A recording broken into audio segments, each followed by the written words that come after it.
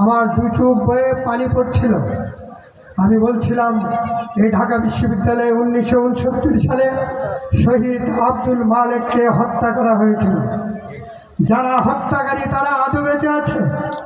তারা ছিল তোফায়েল আহমেদ, মুন্সিপুরে ডাকসুর বিবি ছিলেন রাশেদ খান মেনন, ছিলেন হাসান আলম ইনু।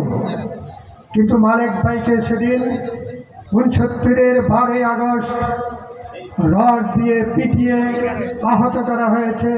শেষ পর্যন্ত তার মাথার মধ্যে একটি রড ঢুকিয়ে দিয়ে নির্মমভাবে হত্যা করা হয়েছিল। শহীদ মালেকে এখানে রক্ত দিয়েছিল 1991 সালের 27শে মে বাংলাদেশ জামাত ইসলামীর আমির সেক্রেটারি ছিলেন তৎকালীন মতিউর রহমান নিজামীকে এই বিশ্ববিদ্যালয়ের চত্বরে রক্তাক্ত করা হয়েছিল।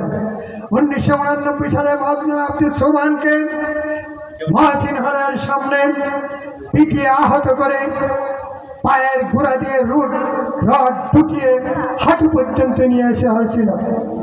এই রক্তের বিনিময়ে আজকের ডাকসুর বিজয়। আমি সেদিন সাংবাদিকদেরকে এটাই বলেছি, সম্মানিত ভাইরা, ইসলামী মূল্যবোধ, ইসলামী আদর্শ, ইসলামী সভ্যতা সংস্কৃতিকে যদি আমরা এই জমিনে টিকিয়ে রাখতে চাই, তাহলে একটি শ্রেণীকে অবশ্যই স্যাক্রিফাইস করতে হবে। আপনারা কি বলেন?